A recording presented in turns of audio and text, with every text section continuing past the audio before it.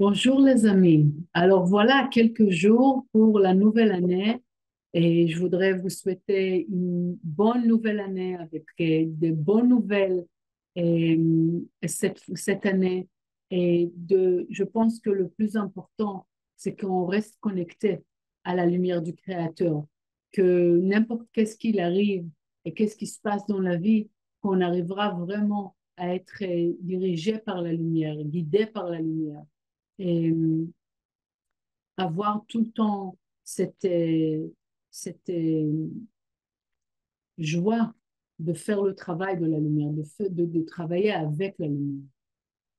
Et cette semaine, c'est intéressant qu'on commence avec le verset, le chapitre de Vaïgash. Et Vaïgash, ça parle sur les communications, les liens entre les gens. C'est intéressant que l'année 2025, elle va démarrer avec l'unité, oui, la force de l'unité entre les gens, mais aussi entre le monde. Parce qu'on parle sur Yosef qui était relié avec Yesod, qui est le monde supérieur, et et Yehuda qui est relié avec le monde physique. Donc, on a comme une élévation de tout le monde physique au monde spirituel. C'est ce lien entre les deux mondes. Mais c'est aussi le lien entre nous tous, entre les deux personnes qui, des fois, beaucoup de fois, on a des idées qui sont complètement différentes. On pense différent, on croit à différentes choses. Mais là, cette semaine, on voit que chacun d'entre nous, on peut s'approcher à une autre personne. Seulement, il faut arranger les liens, les ondes, les fréquences sur lesquelles on parle. Et quand on arrive à vraiment arranger les fréquences, on pourra vraiment créer cette unité.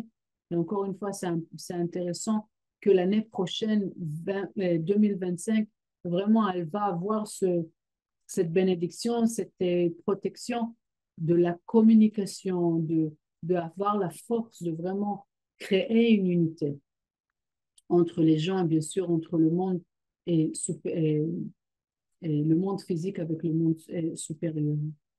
Mais il y a quelques d'autres points dans cette portion. OK, on parle ici l'histoire et vous pouvez la lire et voir dans les livres du centre, oui. Et Yosef, et finalement, après beaucoup de temps que il a, il a, il a vraiment fatigué, on va dire, les frères avec va-et-vient chez leur père. Et il arrive vraiment un moment qu'il n'arrive pas à se tenir et il pleure. Et c'est là qu'ils comprennent, oui, il les connaît. Et c'est là qu'ils comprennent que c'est leur frère. Et ils ont peur. Et comme je pense que j'ai dit déjà, et j'aime beaucoup cette phrase, qu'il arrive au point qu'il dit, vous avez voulu faire du mal, mais le Créateur, il a voulu créer quelque chose de bien. Et pensez à toutes les fois que vous dites, c'est trop injuste, oui, ou il y a quelque chose qui s'est passé, comment ça se fait que cette personne en a fait ça, elle doit arriver à sa vérité, et je dois faire quelque chose pour amener la vérité à cette personne. Calmez-vous, regardez qu'est-ce qui s'est passé avec Yosef, avec tous les problèmes qu'il a passés dans la vie, qu'est-ce qui se passe à la fin? Il arrive au point le plus haut. Pourquoi? Parce que tout à la fin, c'est notre conscience. C'est notre conscience. Ça veut dire que même si les gens, c'est exactement la phrase, même si les gens, même si quelqu'un, il veut me faire du mal, au bout du compte, c'est moi qui décide que l'action qui a été faite vers moi, elle sera positive ou négative. C'est à moi de choisir. Si je tombe à la croyance que lui peut me faire quelque chose, oui, c'est qu'est-ce qui va arriver. Mais si je comprends que j'ai un lien fort et pourquoi j'étudie, pourquoi je scanne le Zohar, pourquoi je fais le Hanabekouach et j'utilise le 72 noms et je fais même ma dîme et je fais ma tzedaka, à quoi ça sert tout ça? Exactement ça. De garder et renforcer et serrer les liens entre mon âme et la lumière. Et bien, bien garder ma conscience qu'elle ne tombe pas dans de croire que quelqu'un il peut me faire quelque chose. OK? Donc, quand j'arrive à tenir bon avec ma conscience, c'est pour ça que j'ai besoin de tous ces outils-là. Pourquoi faire que quand il se passe quelque chose, comme Youssef le sage, comme Youssef Hatzadik, je peux choisir. C'est quelque chose de mal, que je dois courir après cette personne pour rectifier la situation, oui, pour lui prouver qu'elle a tort, etc. Ou, comme Youssef Hatzadik, je suis centrée. Et c'est la réalité qui s'élève à être beaucoup plus puissante, beaucoup plus protégée de tout le scénario qui peut se passer si je crois que quelqu'un autre de moi-même et la lumière peut faire quelque chose, peut me causer du mal. Donc ça, c'est la première chose que voudrais dire. Mais encore quelques points importants.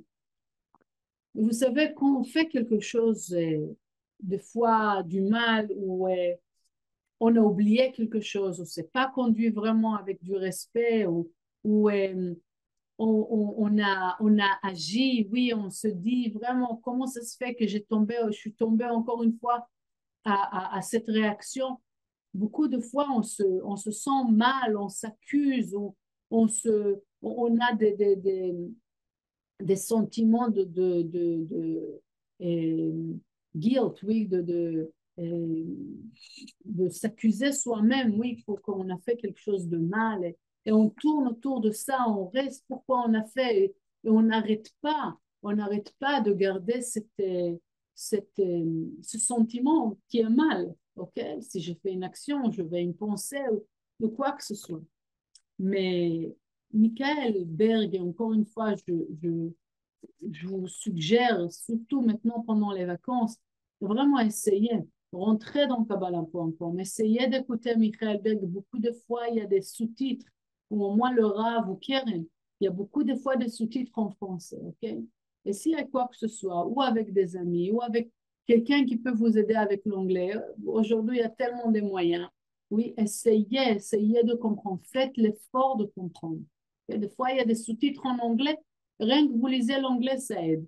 OK, ça, c'était rien pour vraiment vous encourager parce que Michael Berg, il donne des compréhensions qui sont tellement profondes et tellement importantes pour nos existences que vraiment, ça peut sauver la vie d'une personne. Donc, il y a beaucoup du mal autour, il y a beaucoup d'obscurité autour, mais si on connecte avec l'étude même, et vraiment, on travaille, on fait tout pour essayer de comprendre, essayer d'être là, essayer de s'entourer avec cette étude bénie, ces outils bénis, on peut vraiment arriver très loin. Donc, et donc toutes ces pensées qui me font tomber au bout du compte, oui, et qui me font ressentir que je suis mal, que j'ai fait une faute, que ça va pas du tout. En fait, c'est vraiment des voix qui sont pas nécessaires parce que la vérité, tous ces pensées qui me viennent, et j'ai fait une faute, j'ai pas parlé comme il faut, et j'ai pas respecté une autre personne, j'ai accusé une autre personne sans avoir raison. Tous ces pensées-là, ils sont là pour m'aider. Ils sont là pour me faire avancer. Parce que, vous savez, c'est comme la différence entre quelqu'un, vous faites un certain travail et quelqu'un vous dit, ça va pas du tout. Donc, vous pouvez prendre ça mal, ok, dire, oh, c'est la fin du monde, qu'est-ce que j'ai fait? Vous pouvez dire, ah, et enfin, quelqu'un qui me dit la vérité, au moins je peux corriger. C'est exactement pareil. Quand il y a une pensée qui vient dans ma tête que j'ai fait une faute, ou il faut que je me corrige là, ou il faut que je fasse mieux ici, je ne dois pas rentrer dans un circuit de négativité. Le contraire, il faut que je m'arrête. Et je me dis, ah, c'est la lumière directe qui est venue me voir et qui m'a dit, fais attention, ici, il faut faire autrement. Ici, tu as fait tu as fait une erreur. Pourquoi? parce qu'elle veut que je sois beaucoup plus haut et beaucoup plus corrigé et beaucoup plus proche à la lumière. Donc, elle m'envoie ces pensées-là. Mais quand j'écoute mon adversaire en disant et que je suis mal, que je suis pas bien, que je suis négative, je tombe dans le piège de cette négativité-là. Je gagne rien.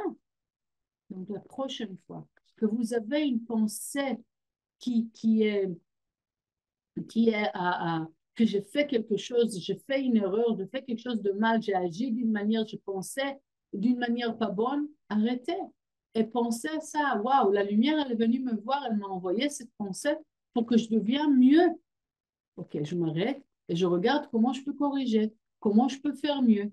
Je m'arrête, je continue pas à tourner avec les guilt, avec les culpabilités finalement. Je me suis rappelé de la parole, des culpabilités, oui, de se dire tellement du mal sur moi-même et je perds tout, tout.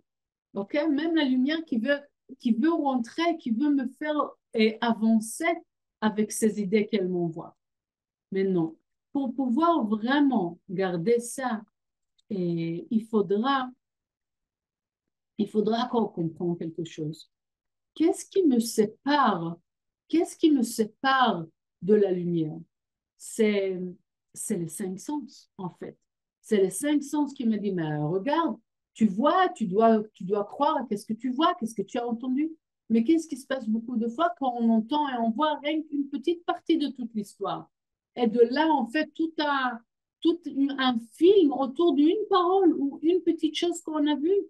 Tellement dangereux, tellement dangereux. Donc, en fait, cette portion, elle est là pour guérir, pour guérir cet aspect-là. Ne pas être attrapé, être prisonnière des cinq sens. Élever notre conscience vers l'ouverture d'esprit. Voir la grande image. Comme ça, on va pas tomber dans la petite image qu'on reçoit à cause des cinq sens qui me séparent de la vérité. On croit trop aux cinq sens. Il faut qu'on fasse attention et on comprend que les cinq sens, ils m'enferment dans une petite pensée qui ne m'aide pas à avancer. OK?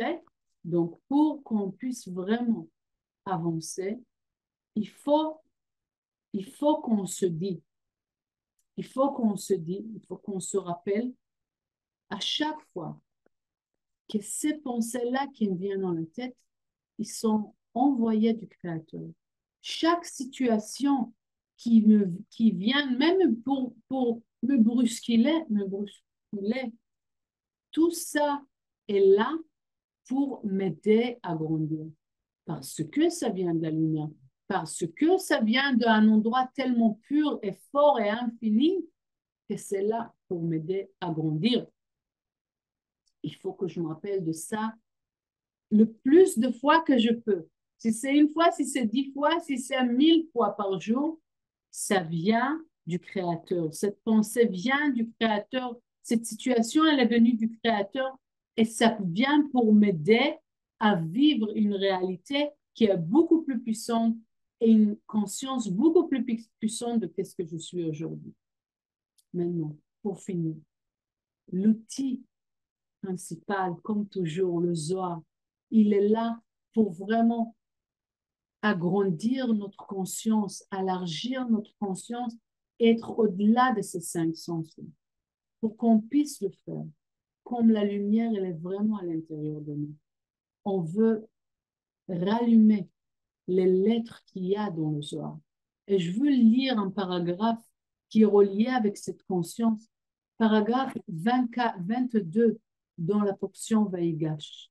Mais pendant que je lis le Zohar, et ensuite quand vous allez lire le Zohar, je veux que vous imaginez comment une lumière blanche, elle sort de ces lettres-là. Et cette lumière blanche, elle rentre dans votre âme, elle allume tous les endroits endormis dans votre âme, tous les endroits qui sont été comme prisonnés, pressés et sous les voiles, sous les pierres de l'illusion, sous les pierres des cinq sens. Donc, vous pouvez tout simplement fermer votre yeux pendant que je תחזה, ויגש אליו, תקרובתא דעלמא בעלמא, להתחדדה בדע למהווה כל אחד, בגין דיהודה יהיו מלך ויוסף מלך, יתקרבו דע בדע, ויתאחידו דע בדע. Voilà. Quand tout est uni, au bout du compte, quand on arrive à faire ce travail-là, on arrive à créer cette unité entre nous et cette lumière infinie qui me permet de voir la grande image. Et là, il n'y a rien d'autre que s'accrocher à une autre personne, parce qu'il n'y a plus de séparation. Comme moi, j'arrive à voir la lumière intérieure et j'arrive à voir la beauté de mon âme, je ne cherche pas quelque chose chez quelqu'un d'autre, parce que je comprends que tout est à l'intérieur de moi. Voilà. Je veux vous souhaiter vraiment une année avec plein de connexions, beaucoup de connexions pures avec la lumière éternelle et que ça vous ramène à créer des liens forts et des beaux liens et des liens purs avec les personnes positives et qui vont être autour de vous. Voilà, une très bonne année, belle année.